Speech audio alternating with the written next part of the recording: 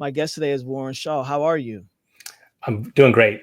So thankful to be here on your platform, talk a little bit about what we do, and as I say in off air, share how we can collaborate and bring the collective together, as they say. Yes, I'm looking forward to that as well. That's why we're doing this. So it's a great opportunity for me to meet the folks that are doing great work, important work for podcasting. And so I am very interested in learning more about 19 Media Group and just more about you, Warren. Yeah, I couldn't agree more. And I think as this space has continued to evolve, and obviously I'm sure we'll talk a little bit about that, but the need in just keeping it a buck for us to connect and support each other just becomes so much more prevalent. This is an emerging space, not even emerging, it's here, it's Yeah, upon us. yeah, And the opportunity, like I said, to try to highlight what we all do. There is enough for everybody. So we just got to absolutely. get in that collective, brother. Yes, and it's an evolving space, and audio professionals are a key component into making sure that podcasts are sustainable. But we have to know each other exists, Yeah. and that's what we're doing here today. So we're going to jump right in. What inspired you to co-found 19 Media Group, and how did your background in journalism shape your approach to creating this network? So what inspired us, I think, was if you're in the music industry, sometimes you feel like you're getting taken by your label. And let me go ahead and see if I can do this better or do it for myself, if nothing else. And so a collective of us at the time, it was myself, Jabari Davis, and Malik Johnson, the three co-founders. We were just like, listen, what are the opportunities to try to captain our own ship? Not so much from the advertising, because we didn't feel like we are getting punked, if you will, on the financial side, but just the support side. And when you join some of these other networks out there, and I'm not going to shade anybody in that regard, but it's just like, where is the support? Are you pushing our platform? Are your numbers right? Are you saying what it is? Like we weren't convinced. I was a writer for a little while. I did some stuff for Yahoo Sports, did some stuff for Dime Magazine for a little while, primarily in basketball. But when we started this, I was starting to emerge, I think, even and evolve individually. And I wanted to do more than just basketball and just sports content. So Jabari, Malik, and myself, we just came together and said, all right, what can we do? And we started the network with roughly about 4 or 5 shows.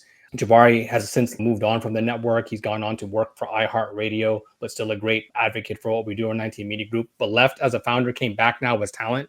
So he's back with us and just in a different role. But Malik and I have been holding it down since then. But yeah, it was the aspect of wanting to see if we could do it ourselves and give Black and Brown, a liberative collective, if you will, an opportunity to put content out there that was dope.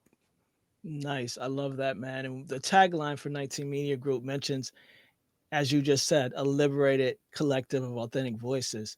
What does that liberation mean to you, and how does it manifest in your network as content? Yeah, first and foremost, I think it's for our team, the talent on our network, to be truly themselves. So we're not really going in there and saying, hey, you know what? We don't think you should do this or do that. Is if that's what you're about. And again, within reason, of course, I think is to make sure that everybody feels like their content is not being policed and micromanaged in any way. And for us, also just the ability to be consistent in the content that we produce. And when I say liberated, it goes back to the earlier point, just for the aspect of I personally and the Baseline podcast, which is the podcast I've done for the longest amount of time, was a part of probably 4 or 5 different networks previous to this. And we just received, I'd say, varying levels of support, as I was indicating before. And so now it's like, all right, can we do it better? If nothing else, we're going to promote each other. And it doesn't mean that we're going to get tens and thousands of downloads and hundreds of thousands of dollars in terms of ad revenue, but we are going to be supportive. And while I understand the terminology in terms of family is probably overutilized in that, but if nothing else, support is not. And that's what we really do. So that collective is more of a support system and an ecosystem that really looks out for each other. And whatever those initiatives are, it goes beyond podcasting. And folks on our network have become friends in real life. And that we're on from Arizona to California to South Florida to New Jersey to Chicago and everything in between.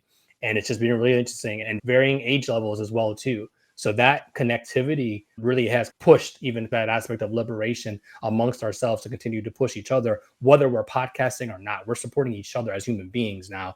And I think that's one of the amazing things about 19 Media Group. Yeah, that's so important. And I really appreciate that approach to this work because we are people who happen to podcast or be audio professionals, but we're people first, we're individuals first, and our expression is meaningful, not just to ourselves, but to the world, whoever we're putting this content out for. So to have the approach of this is yours. This is your opportunity to be you. And the liberation inside of that is baseline. But then when you have this opportunity to be in a collective and in a community level of resources, Yeah. support, tools, it changes the game. It creates liberation as a byproduct as well. Yeah, I think that's so important for what we're doing and what we want to do. And I think as what I'll say is, especially post pandemic, when as more people found podcasting, it became kind of niche, or not even niche, it became cliche. And I think for a lot of people, and our thing is, listen, just be consistent. And if you want to do something, like how can we formulate a way that you can be consistent in that? Can you go weekly? Maybe you can't. Maybe you need to do seasons and take some time off and focus on your mental health, focus on your family, your wife, your husband, your kids, whatever. And that's part of that support that we provided outside of just, yeah, we're going to repost your show, or we're going to comment, or whatever the case to be, or like it on YouTube. It's more than that, I think, at this stage. And that's why I think we're very selective now about who we bring in. It has to be like truly, as they say, a cultural fit. And that's not about demographics per se, as much as it is about mentality first and foremost. So we're excited about what we're doing, who we're bringing in, who we brought back, and the opportunities to keep things pushing. Yeah. And this belief in each other, Yeah. because being selective means that you are fully behind the folks that you bring into the network, and they believe in the work that you all do, from the support system to the actual output. Right. And that's so important. And that is the game changer when it comes to sustainability in general, staying engaged with the audience, those sort of things. When you have to take a break, great. Let people know you're taking a break. Let people know you're coming back. And that support allows space for that. Yeah. Yeah. You can't just peace out, I think, because in some ways you owe it to whatever followership you've built. Let them connect with you on a real and a human level to understand as, hey, I got to take some time. And I think we're in 2024, 2025, people are cognizant of that. Mm. Right. And so they will respect that, as opposed to you just went away and we don't really know what happened. So I think addressing things up front, if that indeed happens, or understanding what the cadence of your content needs to be, that puts you in a better space for ultimate success. Yeah, and that forward thinking really supports the opportunity. So much respect for that. You focused on collaborating with other Black and Brown creators, as you mentioned, and amplifying Black women voices. Why is this mission particularly important to 19 Media Group? Yeah, so part of that, it's a collective mission. So let me be first by saying that. And I think, but I'll take it from a personal lens for me because of how much I've done in sports specifically. And to see in a lot of ways minority women marginalized in the sports space. And while we've shifted slightly in a more positive direction, there's a lot more work to do. So when we started the network, it was the hope that we would be able to bring all voices on here, but really try to highlight. So that's the part where I think we're lacking the most, because I think the opportunities for Black and Brown women specifically are maybe available in larger networks per se, but I think we haven't been as successful as we've wanted to be in trying to get, hey, somebody who's on the come up to join and evolve. So I'm hoping as people listen or see this, they understand that 19 Media Group has that, and we're not looking just for sports content. But as again, we do have a lot of that. I want to say we're not looking for that, but it's stuff that impacts society and culture as large, whether that from the employment lens, from the finance lens, being a parent, a mom, a dad, whatever the case may be. We're really engaged in trying to diversify what we're putting out there. And we know that Black and Brown women are, again, that's not a monolith, and have the opportunity to impact us and help us in a multitude of ways. And so for that, we can make sure that is a situation that is, it's beneficial to both, right? It can't be a one-sided situation. So that's what our hope is. And if I'm being honest, we want to find the right fits, and we haven't quite found those just yet, but we're consistently searching, consistently open to bringing in those voices onto our platform. Okay, that's great, and a great CTA to have in here, because people will be watching. And it's important, again, that we know each other exists, and that there are platforms that are looking for you. There are platforms that really want to hear your voices, because there's a difference from a network that just signs up anybody who walks through the Mm. door. Oh, we've been Um, there. Yep. yeah, and folks who are ready to champion and really level up and support the work. So it's important to put that call out there when it's time. How do you foster a sense of community, speaking among the creators within your network? Yeah, so we talk pretty much regularly. And as I was talking a little bit earlier, there's subgroups, not silos, but subgroups who talk, whatever, like our wrestling folks. They've really taken off and they have lots of conversations. And some of them are similarly aged as well, too. So they have that natural bond that's formed by where they are in their lives. Like I'm a little bit older, have a wife, have kids, et cetera, et cetera. So some of those conversations I'm not in. But, we have normal group chat or whatever where we're sharing content and sharing information. We'll try to have network meetings every so often as well. Or Mo and myself check in individually with the shows. I'd say probably at least monthly, if not even bi-weekly or whatever. Just like, hey, how's it going? Hey, this resource came our way. But more importantly, just how are you doing? Those are the things that are important. But as I said, the fact that it's just really taken on a life of its own without us really having to do anything shows that we selected, if you will, and they chose us right back, the right people. Because when we started it, I don't know that I expected or knew that it was going to be this supportive of each other. I thought it was going to be a little bit more business orientated, but it really is about a culture. It really is about that familial feel. And we like each other genuinely. There's one guy in our network, Tyler McDowell-Blanket. He's on the wrestling show. He literally listens to everybody's show, like every minute of everybody's show. That's a hard thing to do. I raise my hand unproudly that I can't do that. I can't listen to every minute of every single show, but he comments, he supports. It's an amazing situation. And when you have people like that on your team, it's infectious, as I'm sure it lifts the other folks. And it's like, all right, well, if he's doing that, how can I match that energy? And I want to be supportive of the things that he's doing or the things that she's doing. So those are the things to me that speak out so much about our network. And I'm not just trying to gush and say, oh, we don't have issues, we don't have warts. Everybody does. But when you're asking the question about that building of community and culture, those are the main reasons how it happened. Yeah, and without experiences of conflict, of setbacks, how do you learn? How do you improve and get better? Sure. So all of that's necessary. And if you don't think that's something that's already going on in any organization, then maybe you're in La La Land and haven't joined any so far. So I get it. So thank you so much for sharing that. And again, the reason why Afros and Audio exists is that silos can happen all day, every day of the week. And so being able to lift our heads up, to look to our left and right, say, I need support, I want support, I can provide support, is something that we have to nurture, we get to foster. And so to hear that's something that is a part of the culture of your network, because it has to become a culture, right? Yeah. People are individuals. We're used to working on our own. And when we don't find the right support, then we'll go right back to working on our own. So really creating that culture around the network is so important. So truly kudos and respect to you and your team for making sure that's front and center. Man, I appreciate that. And I just get to be the person who has the conversation with you. But it takes a village. It takes literally Yeah. everybody, every member, every person, every talent, every content creator, interns that we've had who've come and gone along the way, everything to help us build and continue to build. And we want to expand in this community. And again, I'm so thankful for you and want to make sure that you get your proverbial flowers, man, because what you're doing on your platform, allowing conversations like this, the space for them is immense. And the podcast conference, and just I was so happy I came across the platform. I want to say last year sometime, and was just like, that's somebody who we got to follow and stay close to and see what we can make happen, because you are doing it right, and you are doing many of the same things we're talking about and more. Yeah. Thank you so much, man. I really appreciate that. You've Yep. mentioned that success for your network is measured by the quality of the content and the joy of the creation. How do you ensure that joy and authenticity remains at the forefront of your network's work? And you've talked about it a little bit, but if there's anything else, like a special sauce that y'all, you all have, please tell the folks. Nah, I think it is those consistent check-ins, and again allowing for, if there needs to be breaks, allowing that to happen. And how do you diversify? We share resources incessantly. There's like a little bit of a joke, right? Between Mo and I right now, Mo is very much like he's in it like on a day-to-day basis. Like he really like he taps in, he's checking in and so forth.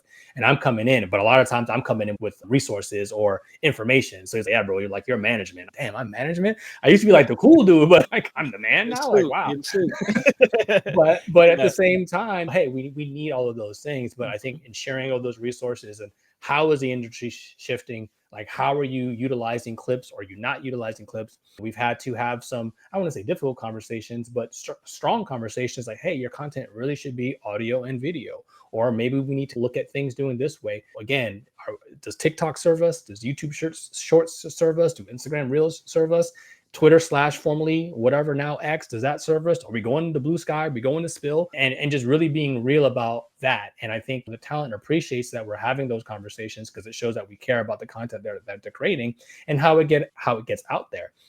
So I think in sharing where they can get guests and platforms like yours, hey, where are other people doing some of the same things? Like we try to do all of that in essence so that the content remains high and that the energy to create said content remains high as well too. Because we all go through it. You all get content burnout. It's just like, all right, was anybody even listening to this? Or I just having a bad day, or my dog died, or whatever the case may be. Like you just don't always have it. But we allow, again, for those conversations to be real and authentic. And I'm proud to say in a way that there are people who've had to take breaks and we just come back when you're ready. Get yourself right.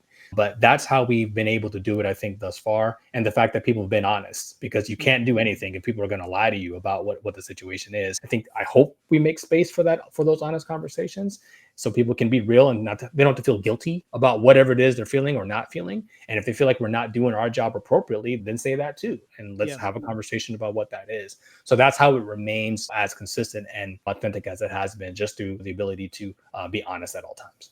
That's good. What challenges do you face in maintaining authenticity and resisting the temptation to chase clicks and downloads? Yeah, and it varies, I think, from show to show. Like, so for me, I'll speak from my perspective first and foremost. I operate primarily in the basketball space right now, and we are very much, and sports in general, it is all about celebrities and athletes. Ever since they found a way to get on the mic as well too, like they're coming for the proverbial bag and they're coming for the proverbial clicks. And so it's been difficult to remain authentic and not want to just do something for the sake of like, all right, will this catch? We have to believe in the right people will see what we need to see. There are times we get emails or we get inquiries. I was like, well, who saw that? Wow, we didn't know, whatever. Like it was in these arenas, in these spaces. And so I think when those things end up being a semblance of pseudo validation for us, that kind of get us through what would be some of those harder times. But the aspect of just knowing that the industry is changing, so that we may need to change as well too, but not to the point where we're not doing it for the right reasons. Because that's when it goes back to your earlier question. Then when you're chasing those clicks and you're chasing things, then you're not being authentic. And how is that fun for you? Like you can't create authentic content if you're doing it for air quote the wrong reasons. If that's really your take, then cool. That's not, you're not being hot takey just for the sake of it. That's really how you feel. And I've been, and I'm sure you have as well too, like I've talked to people on larger networks, and I was in a studio one time and I was like, gee, there's no way you really believe what it's not, man, but the show would be boring if we just agreed. And I was like, I get what your point, but I can't do that. Like if I agree with you, cool. But at the same time, if I don't, and we'll have an honest conversation about it. So it's a long-winded way of saying for us, it's just been, hey, we keep it a buck, we keep it 1,000 at all stages, regardless of whatever else is happening around us. And we trust, if you will, in the content that we're producing, that the right people, the people that are like-minded or even not so like-minded, will come across it in the way that they need to. Word up, man. That's so important. And it brings me to this next question. How do yourself and or the team balance growing your network's listenership while staying true to your values of positive content and community building? Yeah, it's been something that we've consistently had to look at. You can't set it and forget it. So you have to dive into your numbers, dive into the demographics where you're at, and to the platform. So as I was talking a little while ago, I cannot be on TikTok, LinkedIn, Instagram, Threads, Blue Sky, Spill. I can't. So we have to make an understanding like where can we best be served, and not just for our clicks, but for the engagement that we're looking for and the engagement that we can then in return. Because it's one thing to just throw it out there and hope people see it. But even if one person comments, do you reply back to that person and try to create that engagement? And that's where we've had to make some very hard decisions. We made some mistakes. We tried to be everywhere. And I'm just not a TikTok person. It's not my generation, whatever. It's not that I don't understand it, but I don't enjoy it per se. And so I was just like, all right, I'm trying to be on here. I'm doing this. And yeah, we were seeing more views, but they weren't transferable to anything other than just that. So we weren't really building any semblance of community in that. So that consistent evaluation of where you want to be, and that's inclusive of the audio and the video side. As we know, video is booming and that is the wave. So that's why I said earlier, we had to have some conversation with some of our teams. Hey, we really think you should put this on audio video as well too, because there's opportunity for more eyes there. And then you get into the juxtaposition. It's like, all right, now are you diluting your audience? Because the people who know you from the audio side will now do this, go to the video. And how does that hurt your audio numbers and whatever, if your revenue that you're bringing in on that side? Like, it's a constant battle. And I think we've had to say, oh, well, which show is performing best X, and we'll focus on that. We may still put it out here as well too, but understanding like, hey, if this performs better here, then let's put our resources and time and energy into promoting it from that lens, and we'll figure it out. Things like Spotify for creators, or however it's gone. I feel like it's gone over 5 different name changes in the last 2 years, right? But just cool, whatever that is. And is that another angle? So we try some things, and I wouldn't say throw things at the wall, but we try to be intentional about what we try. And in that same effort, we can't be afraid to fail, and make it a learning experience, like point blank. It's not to fail, you learn from it. It's like, all right, well, I've gotten better at that too. So those creative approaches, and also the opportunities to work with AI being upon us as well, engaging in it. So as I said, I don't want to contradict myself, as I was like, okay, I can't be on all these social media platforms. So I was like, well, but this AI thing, all right, let me see which ones. Let me investigate, because maybe one of these can help to automate some of the stuff and cut down on time. And I'm sure like a lot of it is time and resources management situation more than anything else. Yes. So embracing it in a way that can share those resources with others. And sometimes if I personally don't have the time to look up video.io, whatever AI platform is out there now, I might say, hey, can somebody in the team take a look at this and bring that resource back? And if you're blessed enough, in essence, to have people who are bought in that, you can get more bites at the apple that way and be successful at continuing that promotion and trying to engage new audiences. Does that make sense? Oh, yeah, absolutely. And what is so needed in networks and whatever business we're doing is this evolving approach to strategy. As you said, you can't set it and forget it, right? The only thing that can do that is what that product was. Everything else has to continuously be looked at, because podcasting in and of itself, I liken it to the iPhone. The moment you think you got it, something else came out, right? Yeah. And so it's always changing. And then the rules of engagement change because of social media and the way in which AI is really taking over. But the goal is always to not be left behind, Yeah. and to make sure that we are going along with it. So to have folks in the front that are supporting you, that are clear on that, that's a game changer. Yeah. Yeah. Yeah. And I'll only accentuate with the aspect of, if you have and are close to family or friends, having that support. Because like when I'm in my office and I'm recording a show or whatever, that's time away from my wife, that's time away from my kids. And so they had to be supportive of that mission as well too. Shout out to all of 19 Media Group family and friends, and those adjacent, who allow us to create, allow us to explore, and allow us to collaborate, because it's not easy. Like, it's taxing on them. And for the large majority of us, like, we're doing this because we are passionate about it, but not our 9 to 5 or a full-time job. So we still got to get up and go somewhere else in the morning or afternoons or evenings or whatever. Mo, on our network, one of the co-founders, he actually works a third shift. So he works overnight. And it's just, hey, in some ways that can be beneficial, because he can get a lot done sometimes in those hours. There's not that many people. But at the same time, we're coming from all different walks of life, and it takes so much to make any of this happen. But again, you don't do it by yourself. You do it with your family, you do it with your friends, and obviously you do it with the talent that you surround yourself with on your network as well. Yeah, they put some respect on our names. You know what I'm saying? Oh, we oh, we doing some work. We doing some important work here. So, as someone deeply involved in business development and sponsorships, what advice would you give to podcasters looking to secure partnerships?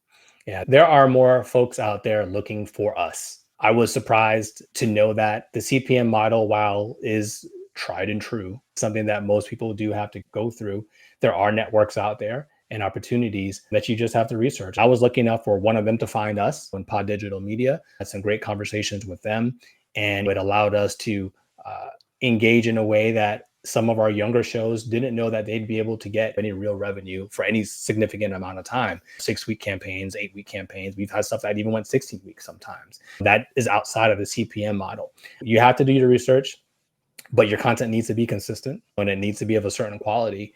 And only you can really decide that. But I guess tongue in cheek, and maybe your listeners will decide that for you as well. And you need to continue to put yourself out there in that. There's other opportunities, obviously affiliate marketing and the pay to click, et cetera, impact, and whoever else, share sale. Like, we've tried a lot of things. Some businesses that are friends of friends, or the case would be, hey, can we promote this on your network? Sure, why not? Sometimes you have to give to get.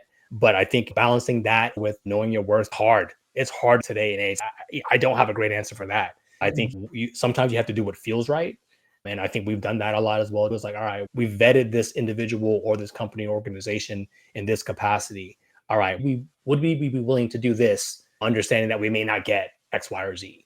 And I think that's a conversation that each person and maybe each situation you have to vet in that time. But business development is a hard part of this. And I'll say for us, and this isn't for everybody, like, let me be 100% clear, this isn't for everybody. But if you're in it for the bag in podcasting, doesn't ordinarily come. So you have to be doing it for the passion and the love of the content that you are creating. And then that should shine through to hopefully get you something into when it comes to the development and the revenue.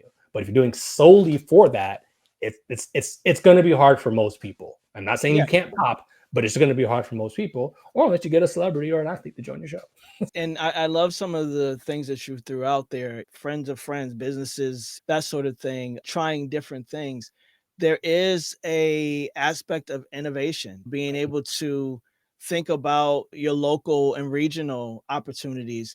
I think sometimes, let's do a basketball metaphor. You keep trying to hit that 3-pointer when the 2 points get you just as quickly to the end game, and you keep missing the threes, right? It's like, can you get in the paint, please? Stop. Can you stop? Very, very appropriate, very appropriate timing. I like that. So it's those things where there are opportunities, and when we are trying to fit a model or a path that's been laid out by other folks that may not look like us, where there's access and opportunities Yeah. are going to look different. Not always, but in a lot of ways, Sure. we have to be willing to be as resourceful as we know how to be. I love that. Yeah, it is being resourceful. In my full-time job, I tell people all the time, it's like, all right, you can't always look for the home run. Like, we might need a single here. We might need a double. Yeah, let's get on base and Yeah. let's go from there. Get on base. Great point. Being resourceful is key to this ever-changing ecosystem that we are in podcasting. Yeah, for sure. What trends or changes have you noticed in the podcasting industry, particularly for independent networks and diverse creators? Yeah. Again, we touched on it already. I think it's obviously the introduction of artificial intelligence and how important it is. I think there are so many platforms out there. And I think for us, again, as I keep alluding to, it sounds like I'm bagging on them, but just understanding that literally everybody can podcast. And that's a good thing and not necessarily a bad thing, but a difficult thing to overcome in terms of now like the vast sea of content that's out there. Trying to diversify is a consistent struggle and strategy that you have to be willing to engage in for me. So like that stuff is, I don't know that it's going to go away. It's going to continue to be in a little bit of an uphill battle. But I think, again, connecting with like-minded folks and trying to work with the collective, if you will, can maybe overcome some of those challenges that I think many of us are facing, whether we're a small, medium-sized network or otherwise. All right. And you've spoken really at length and not necessarily directly, but I've heard you, and I'm sure people that are listening will really understand things that differentiate 19 Media Group from other networks. But if there's anything that you want to expand on and say, listen, out of the competition, this is how we really are different in the marketplace, please share. Yeah, I appreciate the opportunity for that. With 19, it really is people who care about each other. I know I've expressed that, but it's one of those things like you have to rock with us to know what it is. And the fact that we've even had somebody leave and come back, even in a different capacity, shows how much they love the vibe and essence that we've been able to create. So we have had some success with some advertisers. And again, that dance isn't for everybody, and especially not off rip. There are some people you got to have to work your way up into that, but we'll always be honest. There's just no two ways about it. And I can even share some warts, if you will, when people are like, oh man, like, I don't know if I want to continue. Is it worth it or whatever the case would be? Like we had honest conversations about that, like honest. And we've had to let some people go from our network because they weren't necessarily the right fit or were in the right mind state. And that's not from a mental standpoint, just in terms of the reason behind they were doing their content.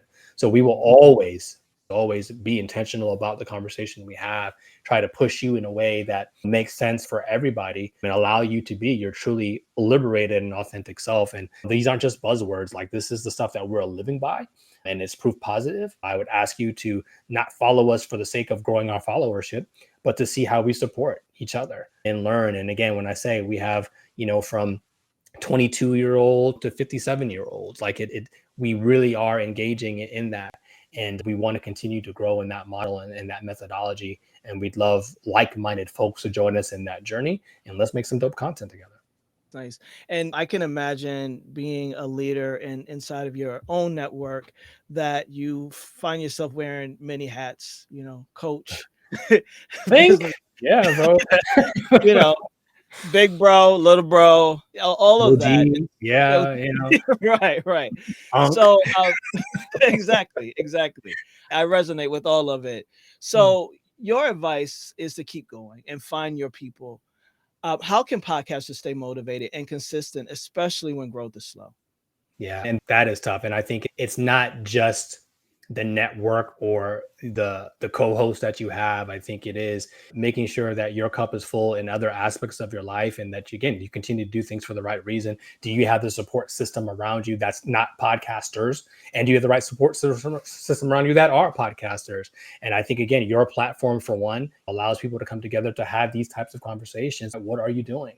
And I don't want to get into a referendum, if you will, but sometimes our people can be a little closed off and we want to hold things and we don't want to share the success. And I just don't see that as a path forward. Like, it has to be something where we're having open and conversations, and you might need to make a new friend. And I'll raise my hand again on proudly to say, I'm not the greatest networker. I'm not great at small talk. Like, I need to know you and I need to have something to have a conversation about.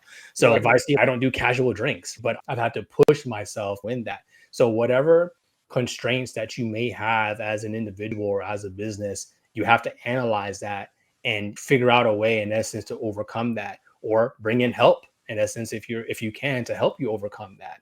But going to a podcast conference, going on these message boards, joining these communities, engaging on social media and platforms like Afros and Audio, that can help you to get the food that you need, in essence, to keep pushing forward. And now how you digest that food is another conversation, but you'll get it, in essence, to understand, all right, let me try this. And you do have to stick to it, but you need to build community outside of your own, in essence, to be successful. I don't care. That old adage is like, nobody does it by themselves. Nobody does it alone. It takes everybody. It takes a village. And hopefully 19 Media Group, Afros and Audios, and all the other platforms out there can be that for all of us together.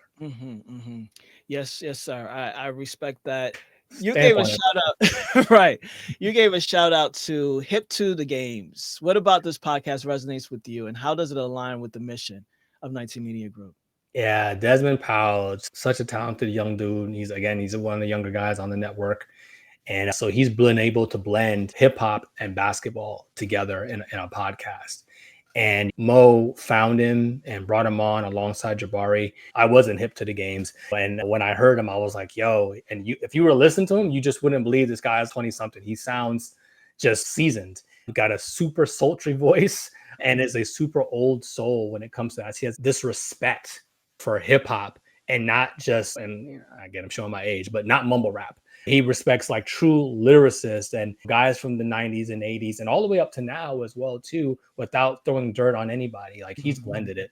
So he's bringing in talent from the hip hop scene, and he's analyzing basketball in a way that not a lot of people are doing. A lot of people are just, hey, let me see how many 3-pointers in. He can break down plays and understanding the mechanisms that make teams work. And the fact that he'll do things in that space, and everything is like a hip hop verse. You have your opening verse, you have your middle, and then you have your closing. He does that no matter what content he's bringing to platforms. And shout out to him. By the time this airs, I guess we might already know, but he was nominated for a sports podcast award in the basketball category. So we're so excited for him to have that nomination. And he's been grinding hard and doing a lot of great things. And when you see his clips, you're like, yo, and I know how much work he puts into it. So just for him to get that nomination was huge. And shout out to Gimmick Infringement. They were also nominated for a sports podcast award the second time. And The Baseline was also nominated for a sports podcast award in basketball category as well too. We got award nominations going on in 19 Media Group. It's a vibe. But again, as you alluded to with Desmond Powell, man, he's a real one. That's awesome, man. Welcome to the winner's circle. Let's go. Let's go. Yeah. Y'all got jackets? I want a jacket. That's awesome, man. And this makes me curious about the network and the talent itself. Do you all typically bring in folks that already have their concept, their podcast moving, and they come to you for that level of support and level up? Or are you also bringing in talent where you concept and you figure out the story to tell and the formatting and all of that? Yeah, it's both. It's primarily the former, but we definitely are interested in folks like Heavy in the Paint came to us. We said, hey, his name is Gerald Brown. So Gerald Brown, he works on SiriusXM radio. So he's doing that. He works Mad Dog Radio as well too. And I was like, gee, like people want to hear you. But I know you more than you're not just a basketball podcaster. And he was like, you know what, you're right. He joined and we created a concept. He came up with the title and so forth. That wasn't a show that was pre-existing for us, but has now since came on board. Same thing. Gimmick Infringement wasn't a show that started what didn't have any. And now again, it's a 2-time nominee. It didn't have anything. There was no concept for it. It came to us as a network. Same thing with Prude Awakening and Small Town USA. Those shows didn't exist previously. Desmond came to us with the plan, already had a show. Late Night Lake Show already had a show. But we formed Hip to the Games, Hip Hop Hidden Gems as well too. Mo's 2 shows. All those things are from the dirt, and up and grown. And we're putting those things out there. The Baseline is our longest running show. As I said, we're part of multiple networks previous to this. So again, it's been a nice mix of brand new, established. But either way, if you're an amazing content creator and believe in a mission of doing it for the right reasons, 19 Media Group might be for you, even if you just want to listen. Yeah. Congratulations, man. That's so dope. I love to hear those stories and the work. It says everything. It says everything. Right. And awards are great to have, and they are a stamp of approval. Awards speak for the content, the quality, the voices, and the thought and the work behind the network. It really does. And so I'm so glad that you all are getting those accolades and flowers for the work that you're doing, because we all know it's not easy, but those things make it so worth it and rewarding. So just congratulations, man. Thank you. Good to hear. Thank you. Yeah, for a network of our size to even be nominated and have 2 shows be 2-time nominated in those categories, it means a lot. And it can fuel, definitely, if something is starting to slow or to burn out a little bit, is, it can be reinvigorating. And I think those things definitely do help, because again, keeping it 100, like we all need some semblance of validation at some times, and it comes at the right time, to be honest with you. When it's just, hey, you know what?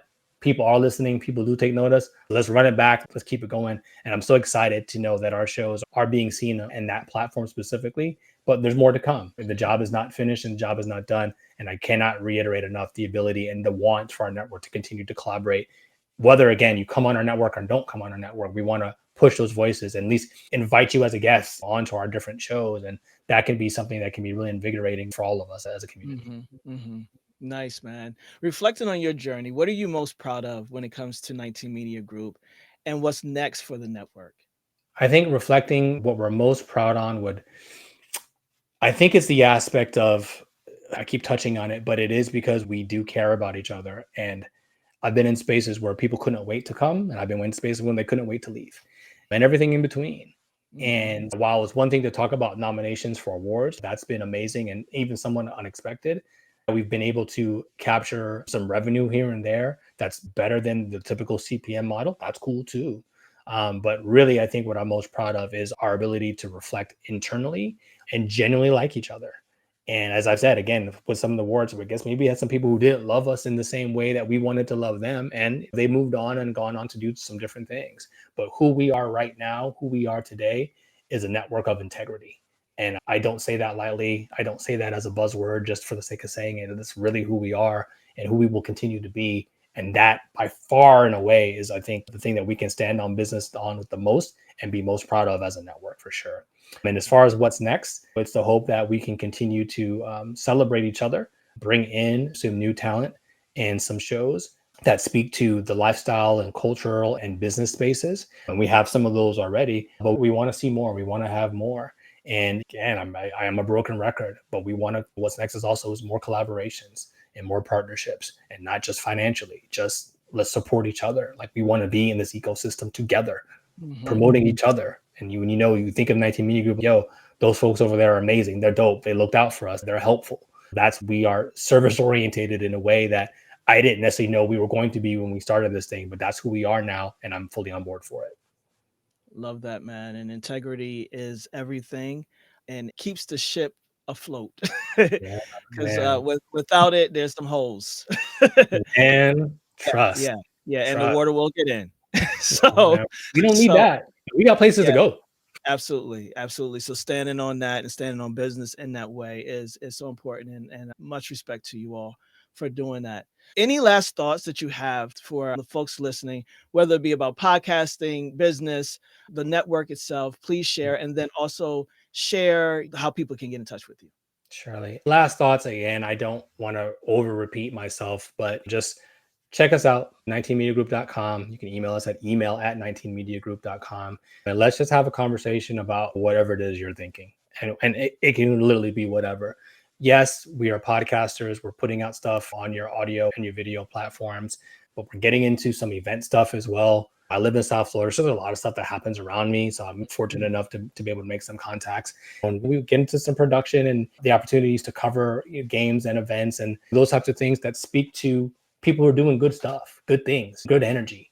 That's what this is, what it is and should continue to be about, I think, for us as well. So for me, I think that's as good of a closing remark than anything else. If you're listening to this, how I feel personally, and hopefully you have a good sense for what 19 Media Group is about and what will continue to be about.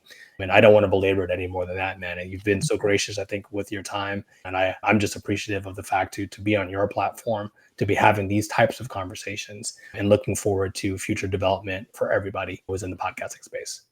Thank you, man. It's so important, again, that we know each other exists and we can do this work together, because that's how it's going to happen, is that we are together and we understand what it's going to take to move ourselves forward. The opportunities, we've got it. We've got the talent, the brilliance, the resources. Yeah. We don't always have to look outside of ourselves for what we're looking to create and build. Our mission is to sit at existing tables while simultaneously building our own. And you all are doing that in a big way. So once again, Warren, thank you so much for being a part of this series. I really enjoyed this conversation and getting to know you, and look forward to more, man. I thank you again. And again, we couldn't be more honored. So thankful that you answered our call, if you will, and didn't say, oh, those folks over there, you know what I mean? You were super gracious, and what you're doing with your platform, again, I cannot reiterate enough. More people need to be cognizant and aware of that. And so let's continue to share the word of each other, celebrate each other, promote, collaborate, and get this thing going, man. Like super, super thankful for this so much. Absolutely. Absolutely, man. Just one more thing. All of the shows can be found on 19mediagroup.com. Yep, everything is on 19mediagroup.com or on your whatever your audio platform of choice is. As I said, Apple, Spotify, iHeartRadio, et cetera, all the apps. And then it's about 80% of the shows are also on YouTube. Not everything is on YouTube, but we do have a pretty significant following and content creation that takes place there on a regular basis. Again, Hip to the Games, Gimmick Infringement, Dope Interviews, the Baseline NBA podcast, Hidden Gems Football, and Heavy in the Paint. Prude Awakening, all those shows are on the YouTube channel on a regular basis. Okay. All right. And your social media? Yeah, social media, make just at 19M Group on Instagram. If you're so inclined to follow me, God help you. I'm right now at Shaw Sports on Instagram and Shaw Sports NBA on X. Again, really not rocking with the TikTok thing right now, so we'll see. Maybe we'll get back into the fold over there, or Blue Sky or something like that too. So just follow the website. You'll be able to find us. Got you. All right, man. Thank you so much. Thank you.